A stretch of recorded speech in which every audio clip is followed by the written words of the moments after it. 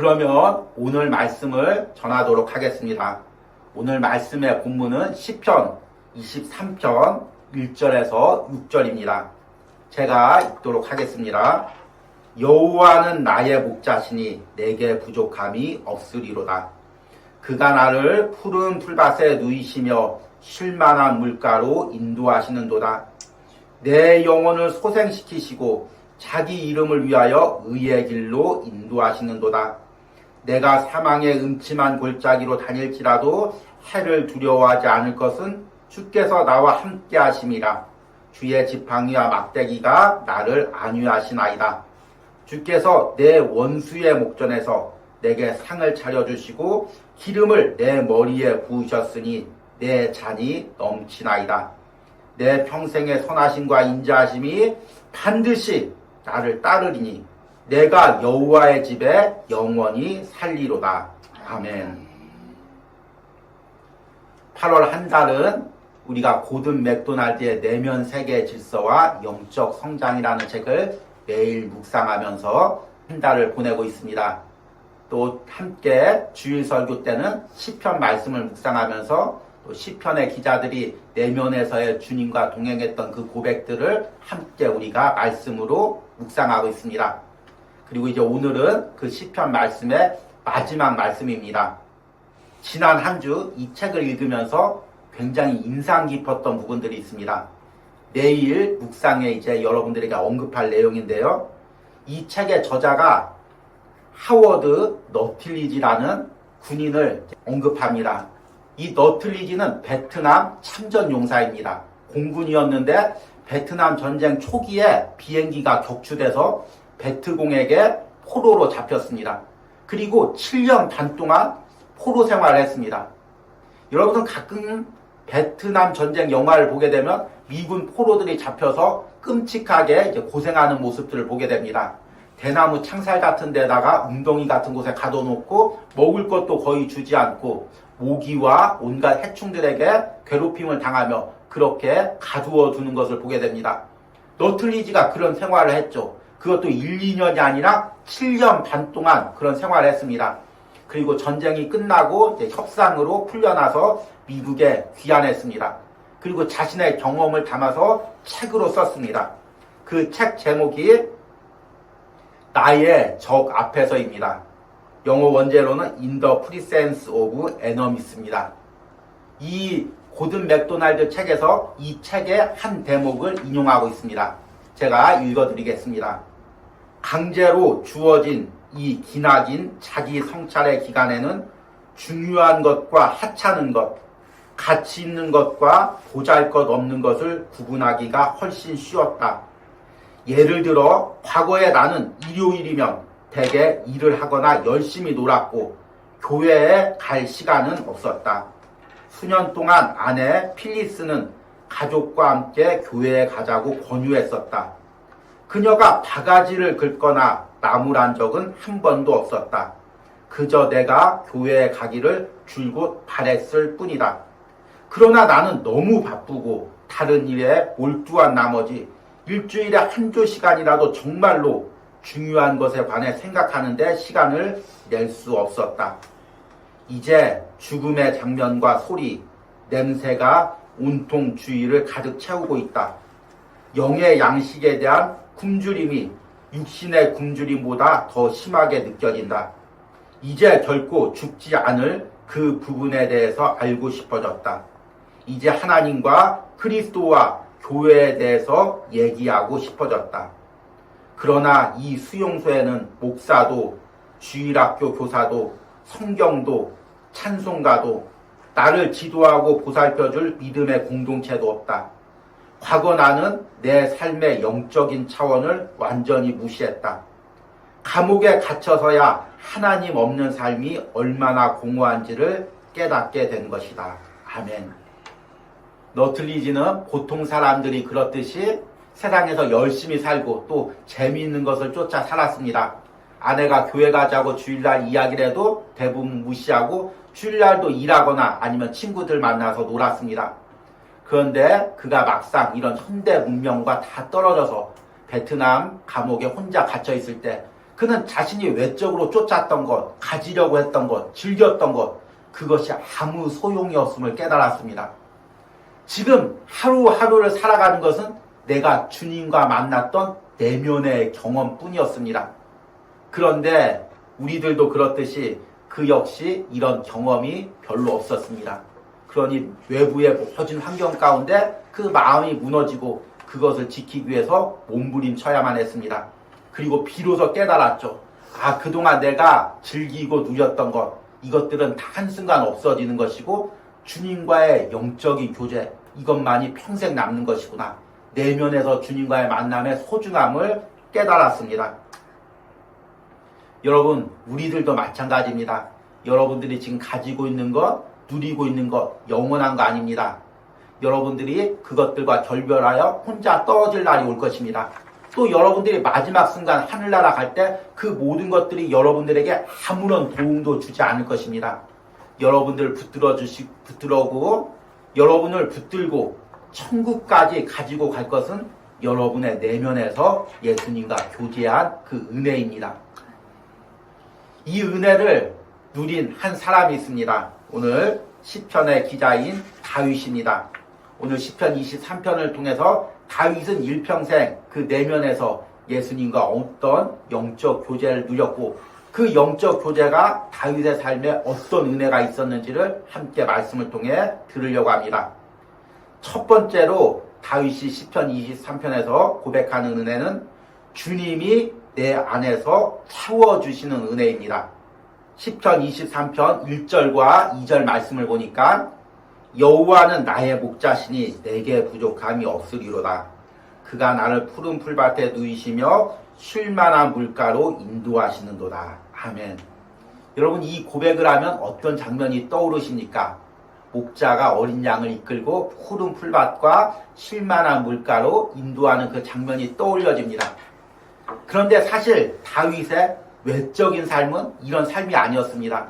우리가 성경을 읽어보면 다윗은 어렸을 때부터 전쟁에 참여했고 또 젊어서는 사울왕에게 모략을 당해서 10여 년을 광야에서 쫓김을 당했습니다.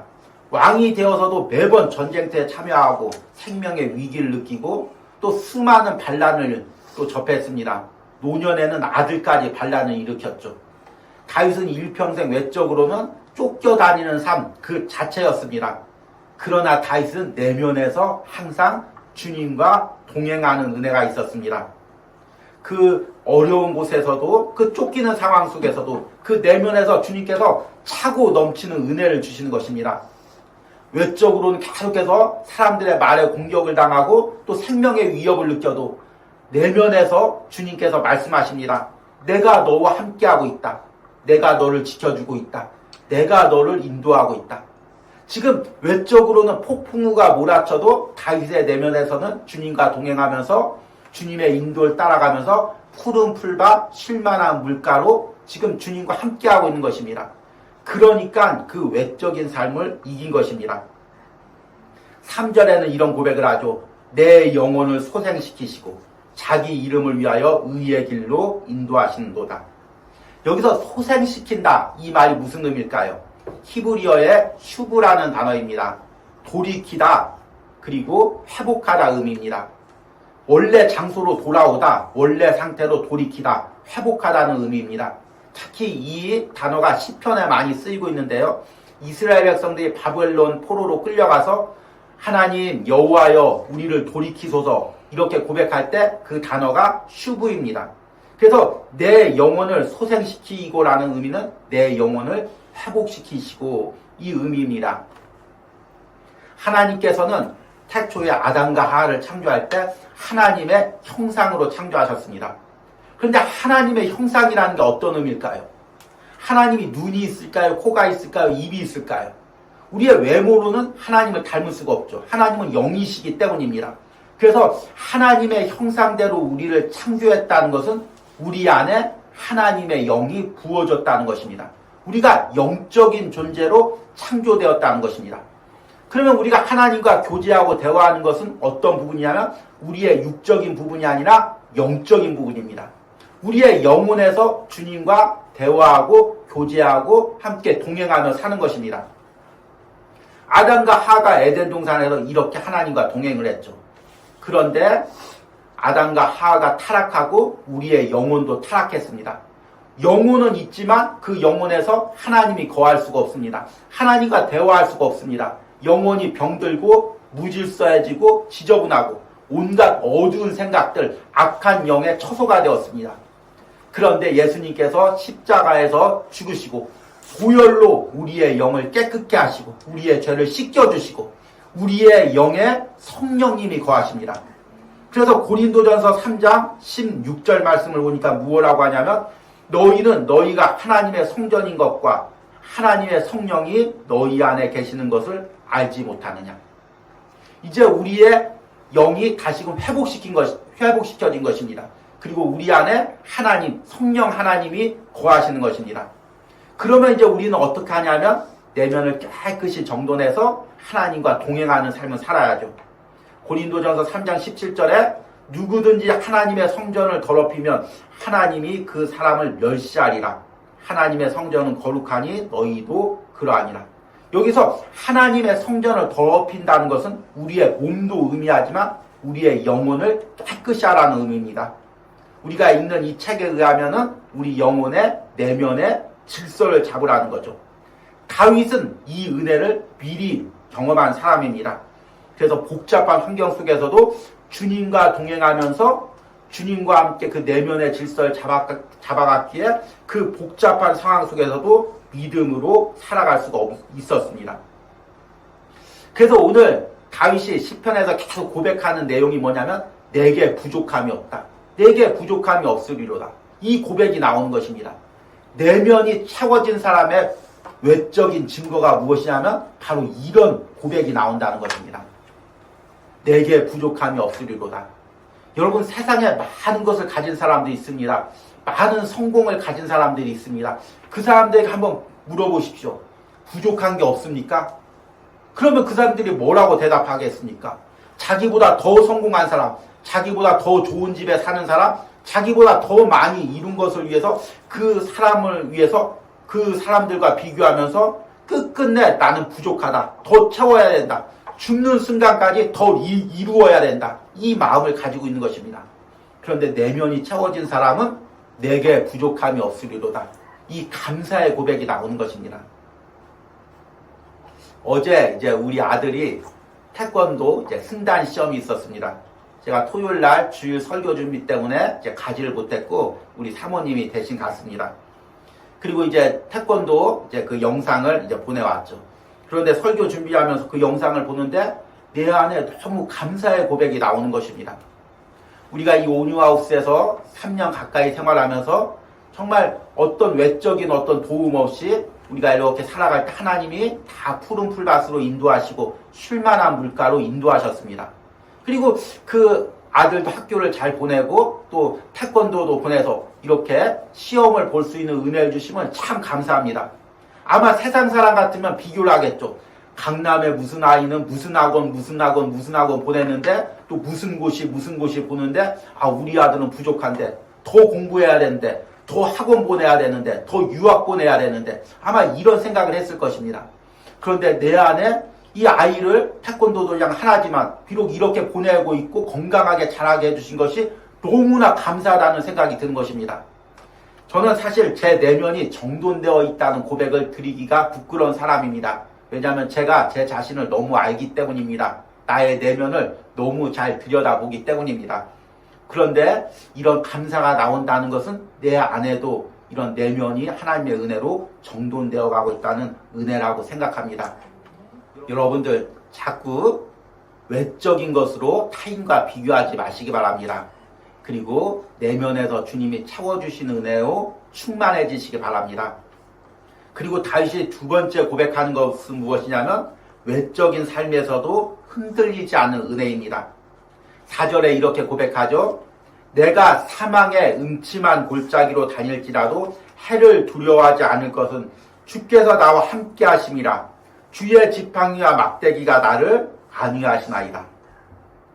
다윗은 외적인 삶에서는 사망의 음침한 골짜기를 다니는 순간들도 있었습니다. 여기서 사망의 음침한 골짜기란 어떤 의미일까요? 다윗이 세상에서 겪는 위기입니다. 그런데 여기서 사망의 골짜기라고 하지 않고 사망의 음침한 골짜기라고 이야기합니다. 여러분, 음침한 하면 어떤 의미가 떠오릅니까? 마음이 어두워지고 그리고 낙심되고 두렵고 이런 환경이 떠올려질 것입니다. 제가 설교 때 여러 번 이야기하지만 사람이 죽는 것은 외적인 환경에 의해서 죽지 않습니다. 마음이 무너졌기 때문에 죽는 것입니다. 우리가 어떤 외적인 어려움을 당할 때 마음부터 무너지기 시작합니다. 그리고 사람들이 말하죠. 아, 저 사람 이제 인생 끝났어. 그리고 말하죠. 저 사람 가정 끝났어. 아, 저 교회, 저 공동체 이제 끝났어. 이렇게 이야기를 하죠. 그러면 우리 마음 안에도 덜컹 이 떨어지는 마음이 듭니다. 몇백 미터 그 낭떠러지에서 갑자기 떨어졌을 때 그 마음이 출렁하는 그 마음이 듭니다. 저는 몇백 미터 낭떠러지에선 떨어져 본 적이 없죠. 그런데 제가 바이킹을 탈 때 높이 올라갔다가 딱 내려올 때 가슴이 철렁하고 내려오는 그 순간이 있습니다. 그런데 인생을 살다 보면 그와 똑같은 느낌을 받을 때가 있습니다. 아, 큰일 났다. 이제 어떡하지? 이런 마음이 들 때가 있죠. 그러면 사람이 갑자기 낙심되고 의욕이 없어지고 음식도 잘 들어오지 않고 이런 상황이 생기는 것입니다. 다윗 역시 마찬가지죠. 한 나라의 왕이 될 뻔했다가 또 왕의 사위까지 되고 민족의 영웅이 되었다가 갑자기 쫓기는 신세가 되었을 때 이 다윗의 마음이 어떻겠습니까? 갑자기 덜컹 내려앉는 거죠. 아, 큰일 났다. 이제 어떡하나? 앞으로 어떡하나? 사울왕이 날 죽이려고 하는데 어떡하나? 아들 녀석이 신하들과 함께 반란을 일으켰는데 이제 나는 어떡하나? 내 인생은 어떡하나? 내 나라는 어떡하나? 그런데 다윗이 어떻게 고백하냐면 내가 사망의 음침한 골짜기를 다닐지라도 해를 두려워하지 않을 것은 주께서 나와 함께 하심이라. 주의 지팡이와 막대기가 나를 안위하시나이다. 여러분, 이 고백을 여러분들 암송하고 또 따라 읽을 수는 있습니다. 그런데 내면에서 이 고백이 나오기까지 얼마나 치열한 믿음의 싸움이 있었겠습니까? 여러분, 이 고백을 할 수가 있겠습니까? 내가 해를 두려워하지 않을 것은 주께서 나와 함께 하심이라. 내 내면에 내 영혼에 주님이 함께 하시니까 나는 두려워하지 않는다는 것입니다. 우리 그리스도인들이 바로 인생을 살면서 이런 은혜를 누려야 됩니다. 우리 온유하우스 성도님들이 또 이 말씀을 듣고 있는 모든 성도들이 이 은혜를 누려야 됩니다. 그리고 소망과 확신이 있죠. 5절에 주께서 내 원수의 목전에서 내게 상을 차려주시고 기름을 내 머리에 부으셨으니 내 잔이 넘치나이다. 부족함이 없으리로다랑 같은 고백이죠. 내 잔이 넘치나이다. 내 안에 은혜가 넘친다는 거죠. 이 잔이 넘친다는 표현은 이제 성경에 성령의 은혜가 부어졌을 때 하는 고백이죠. 성령의 은혜가 조금 채워지는 게 아니라 차고 넘치는 것입니다. 내 안에 차고 넘쳐서 부족함이 없는 것입니다. 어떤 외적인 환경도 덮을 만큼의 충분한 은혜가 있는 것입니다. 그러면 은혜로 살아갈 수가 있습니다. 마지막에 다윗이 하는 고백이 가장 중요한 고백입니다. 6절에 내 평생의 선하심과 인자하심이 반드시 나를 따르리니 내가 여호와의 집에 영원히 살리로다. 내 내면에서 주님을 만난 그 인자하심과 그 은혜가 평생 함께 하는데 그냥 함께하고 끝나는 것이 아니라 여호와의 집에 영원히 살리로다. 천국 가서 하늘나라 가서 그곳에서도 그 주님과 만난 은혜의 경험으로 살아가는 것입니다. 여러분, 천국 가면 여러분 무엇을 가지고 갈 수 있을 것 같습니까? 여러분 한번 주변에 돌이켜 보십시오. 가장 아끼고 있는 것이 무엇인지. 내가 아주 소중히 가지고 있는 옷, 아니면 남자들은 좋아하는 자동차, 또 어떤 사람은 힘겹게 일평생 일해서 얻은 집. 이거 천국 갈 때 가지고 가면 얼마나 좋겠습니까? 그런데 천국 갈 때는 이걸 다 하나도 못 가지고 갑니다. 그러면 무엇을 가지고 갈까요? 우리의 영을 가지고 가겠죠. 내가 지금 이 세상에 살아왔던 영은 그대로 천국 가서 하나님을 만나는 것입니다. 그리고 천국 가서 우리가 알던 사람도 영의 모습으로 다 보고 알아볼 수가 있을 것입니다. 아, 저 사람은 나랑 같이 신앙생활 했던 누구누구 집사구나. 우리 목사님이구나. 우리 아내구나, 내 아들이구나 다 알아볼 수가 있을 것입니다. 그리고 그 영을 그냥 가지고 가는 것이 아니라 이 땅에서 주님과 교제한 그 경험, 은혜를 그대로 가지고 나가는 것입니다. 세상에서 얻은 것은 다 내려놓고 가지만 내면에서 주님과 교제했던 그 은혜는 그대로 가지고 가는 것입니다. 그래서 천국 가서 주님과 무슨 대화했을까요? 야, 그때 너 사망의 음침한 골짜기를 다닐 때 그때 너 나 붙들었지. 나와 함께 했었지. 그때 나도 너와 함께 있어서 너무 좋았단다. 이렇게 지금 주님께서 고백하고 주님께서 말씀하시고 나도 그렇게 고백하면서 그 은혜를 가지고 천국까지 가는 것입니다. 그런데 우리는 천국까지 가지고 갈 그 소중한 내면에서 주님과 만나는 은혜는 중요시 여기지 않습니다. 당장 이 세상에 하나뿐인 것들, 이 세상에서 누리고 끝난 것들만 잡으려고 합니다. 그러니까 천국 가서는 주님께 고백할 은혜가 별로가 없는 거죠. 여러분, 남은 생에 주님과 동행하면서 내면에서 주님과 동행하면서 천국 가서 주님께 고백할 많은 은혜들을 여러분은 쌓아두시기 바랍니다. 그 은혜 경험들을 많이 쌓아두시기 바랍니다. 천국까지 가지고 갈 것은 그거밖에 없습니다. 여러분들 아무리 좋은 거 가지고 있어도 천국까지 가지고 가지 못합니다. 그러나 여러분 내면에서 주님과 동행한 은혜는 하늘나라까지 영원히 가지고 가는 것입니다. 이제 말씀을 맺으면서 이렇게 다윗처럼 주님과 동행하려면 그리고 그 고백을 하려면 어떻게 해야 되겠습니까? 우리가 이제 다음 주에 묵상할 이 책에서는 무엇이라고 이야기하냐면 내면에서 주님과 동행하기 위해서는 마음의 정원을 가꾸라고 이야기합니다. 그러니까 내면의 질서를 세우는 것을 마음의 정원을 가꾸는 것으로 비유합니다.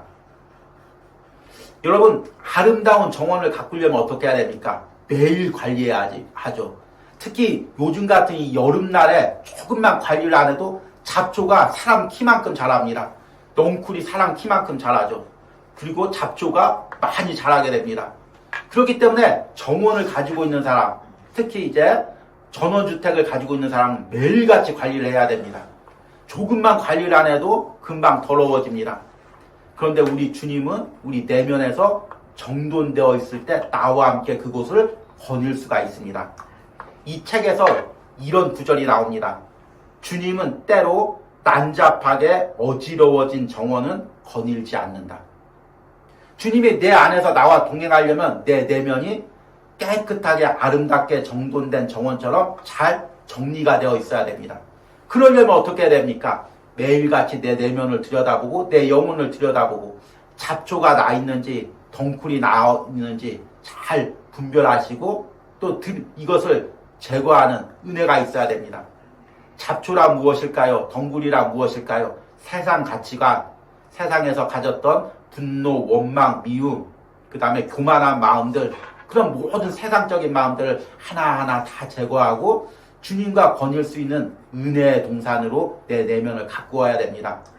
여러분들 이렇게 내 내면을 가꾸는 은혜가 우리 온유하우스 매일 묵상과 함께 이어가기를 소망합니다.